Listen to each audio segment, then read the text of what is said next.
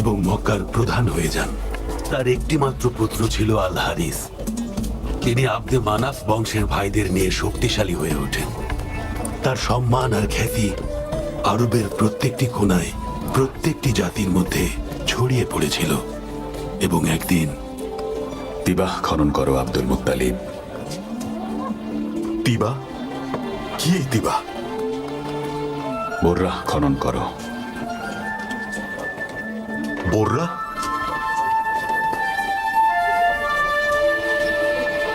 আল মাদমুনা খনন করো Abdul Muttalib. কি এই আল মাদমুনা? ইয়া রাব্বুল আল বাইত, এইমাত্র এটা কি শুনলাম আমি? জমজম খনন করো। জমজম? কি এই জমজম? এমন কূপ যা কখনোই শুকাবে না, যা অনবরত পথিকদের তৃষ্ণা মেটাবে। এটা সেখানে অবস্থিত যেখানে কোরবানি করা হয়, যেখানে পিপাসু কাকপক্ষীরা আঘাত করছে। আমি খনন করব জমজম। আল হারিস, আমার সাথে এসো।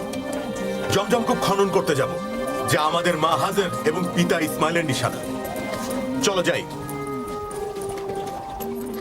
এই যে কুরাইশের জনগণ, তাড়াতাড়ি যাও সবাই, ইসাফ এবং নাইলার কাছে যাও।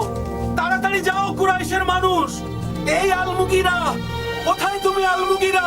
আরে কি হয়েছে উমাইয়া? হাশিমের পুত্র আব্দুল মুত্তালিব ইসাফ আর নাইলার ঠিক মাঝখানে কূপ খনন করছেন, যেখানে আমরা সবাই কোরবানি দেই আমাদের পবিত্র কাবাকে উদ্দেশ্য করে। আব্দুল মুত্তালিবকে থামাতে হবে, এটা করতে দেয়া যাবে না। হ্যাঁ হ্যাঁ, চলো সবাই, হ্যাঁ, চলো। ওকে থামাতে হবে। এই Abdul Muttalib, Abdul Muttalib, Abdul কি করছো মুত্তালিব, তুমি এটা আব্দুল মুত্তালিব? কি চান আপনারা? তুমি এখানে কিছুতেই কূপ খনন করতে পারবে না। আমাদের আদর্শ ইসাফ ও নাইলাহ আছে, যেখানে আমরা কোরবানি দিই, যেটা আমাদের প্রার্থনার জায়গা। মহান আল্লাহর নির্দেশে আমি খনন করছি। আপনারা দেখতে পাচ্ছেন না একটা পুরনো কুয়া এখানে বন্ধ হয়ে আছে? ওদেরকে থামাও হারিস। জয় হুকুম আব্বা। আমরা এখানে এসব করতে আসিনি আব্দুল মুত্তালিব। খনন করা বন্ধ করো। পানি না আসা পর্যন্ত বন্ধ হবে না। দেখো আমার ভাই, আমরা এখানে লড়াই করতে আসিনি। মক্কাতে তো আরো অনেক কূপ আছে, বারদাতে আছে, সাজলাতে আছে, আরো অনেক অনেক বন্ধ কূপ পড়ে আছে এই মক্কায় আমার ভাই। তুমি ওগুলো গিয়ে খনন করো। কেন কেন এত জায়গা থাকতে তুমি এখানেই খনন করছো? অন্য কোনোটা খনন করো, আমরা সাহায্য করব। আমার কাছে নির্দেশ এসেছে। কে তোমাকে নির্দেশ দিয়েছে আব্দুল মুত্তালিব? এক অলৌকিক কণ্ঠ আমাকে নির্দেশ দিয়েছেন। আমাকে এখন আমার নির্দেশ পালন করতে দিন। আমি আমার নির্দেশ পালন করেই থামবো। এটা হতে পারে না। তোমার পুত্রকে সরে যেতে বলো, তারপর দেখছি। ভুলে যেও না তুমি এখানে একা দাঁড়িয়ে আছো। কার সাহসে এসব তুমি করছো? ইয়া রাব্বিল কাবা, এটা কি?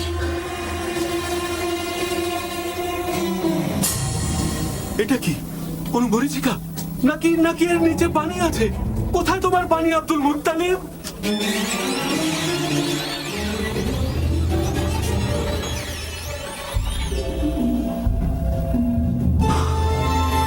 গুপ্তধন, এগুলো জুরহুমের। মক্কা থেকে যাওয়ার সময় রেখে গেছে। এখানে দুটো সোনার হরিণ আর 7টা স্বর্ণের তলোয়ার আছে, স্বর্ণের ঢালও আছে। এর ভাগ কিন্তু তোমাকে দিতে হবে আব্দুল মুত্তালিব। ভাগ কেন দেব? যে জিনিস আমি নিজে পেয়েছি সেটার ভাগ কেন আপনাদেরকে দিতে যাব? ভাগ তোমাকে দিতেই হবে। আমরা তোমার অভিভাবক, আমাদের অধিকার আছে। পুরো কুরাইশ আমার সাথে আছে। আমি জানি এরা আমার জন্য লড়বে। হাশেমের বংশকেও যদি ডাকি, যাই হয়ে যাক না কেন, তারা আমাকে বাঁচাতে আসবে, কেউ কিছু করতে পারবে না। আমার বাবা এখানে ভূমিপতি ছিলেন। আমি যা করছি কুরাইশদের ভালোর জন্যই। যতক্ষণ পর্যন্ত পানি না পাবো ততক্ষণ পর্যন্ত খুঁড়তে থাকবো। আর তারপর এই গুপ্তধনগুলো নিয়ে কাবাতে যাব। তারপর বিচার হবে কে এগুলো পায়। কিভাবে? কাবাতে দেখা হবে। আমরা দুটো দুটো করে নেব, বাকিটা কাবার জন্য থাকবে। আমরা তোমার উপর ছাড়লাম আব্দুল মুত্তালিব। আমরা তোমার কথায় রাজি আব্দুল মুত্তালিব। খুঁড়তে থাকো জমজম কূপ। কাদা, দেখো কাদা, দেখতে পাচ্ছ কুরাইশের জনগণ? এইটাই জমজম কূপ, আমাদের পিতা ইসমাইল এবং মাতা হাজার নিশানা। এই সেই জমজম কূপ যা কোনোদিন শুকাবে না, যা পথিকের তৃষ্ণা মেটাবে। এই মক্কার প্রধান আব্দুল মুত্তালিব, তোমার উন্নতি হোক।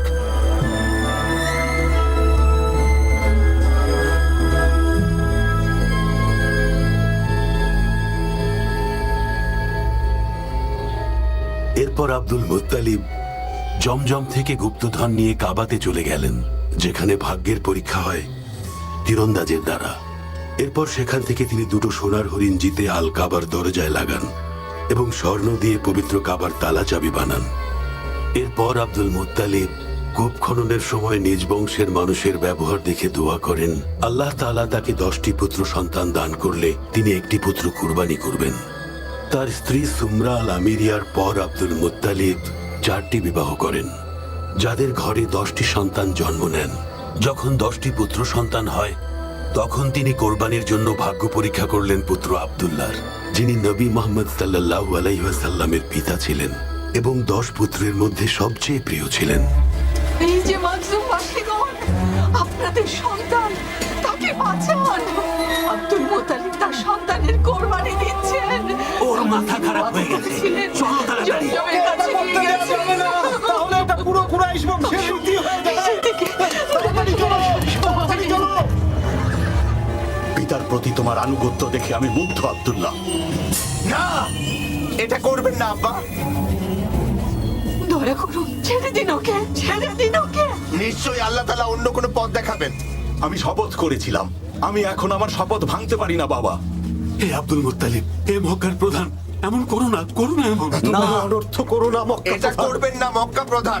তাহলে আমার শপথের কি হবে কুরাইশগণ? হে আব্দুল্লাহ, আমার বোন ফাতিমার পুত্র, স্বয়ং আল্লাহ তাআলা এই কোরবানি হতে দেবেন না। আমার শপথ, যদি আমার শপথ ভাঙি তাহলে আমার নাম আব্দুল মুত্তালিব না। না আব্বা, না। ও আমাদের সবচেয়ে প্রিয় ভাই আব্বা। এটা করো না আব্দুল মুত্তালিব, ও আমার সন্তানের মতো, আর তোমার তো নিজের সন্তান। দাঁড়ান, এই জুবাইর, আর তুমি হারিস, এই আব্দে মানাফ, কিছু করো, কিছু করো তোমরা। হে আব্দুল মুত্তালিব, তুমি যদি এখন নিজের পুত্রকে কুরবানি করো তাহলে তা কুরাইশ বংশের রীতি হয়ে যাবে। তুমি তো আমাদের জন্য উদাহরণ। আল্লাহর দোহাই, আল্লাহর দোহাই আব্দুল মুত্তালিব, তুমি থামাও এটা। এর বদলে কি চাও বলো, আমরা আমাদের সমস্ত সম্পদ দিয়ে দেব। এটা করো না। আপনারা কি বলেন কুরাইশগণ? এখানকার প্রধান আব্দুল মুত্তালিব কি কখনো তার দেয়া ওয়াদা ভঙ্গ করতে পারে? তার কাছে দেয়া ওয়াদা, যিনি আমাকে পথ দেখিয়েছিলেন জমজম কূপ খনন করার, সেই জমজম যা মানুষের তৃষ্ণা নিবারণ করছে। শোনো সবাই, চলো আমরা আল হিজাজে যাই। ওখানে একটা উপায় হবেই। ওখানে একজন আছে যার কাছে জিন থাকে। তিনি যদি বলেন যে কোরবানি দাও, তাহলে দিয়ে দিও। কিন্তু এমনও তো হতে পারে উনি আমাদেরকে অন্য কোনো উপায় বলে দেবেন, তাহলে সেটা মেনে নিও। আল্লাহ সাক্ষী আছেন, আব্দুল্লাহ আমার সবচেয়ে প্রিয় পুত্র। যখন ওকে আমি বললাম নিজের ওয়াদা রাখতে ওকে আমার কোরবানি দিতে হবে, সে বলল বাবা আপনার কথা রাখতে আমি কোরবানি হতে রাজি, নিয়ে যান আমাকে। আমার পুত্রেরা, আল হিজাজে যাওয়ার ব্যবস্থা করো তোমরা। হয়তো ওখানে গেলে একটা উপায় খুঁজে পাবো। ইয়া রাব্বুল কাবা, বাঁচান আব্দুল্লাহকে। আমার চুলের পরিমাণ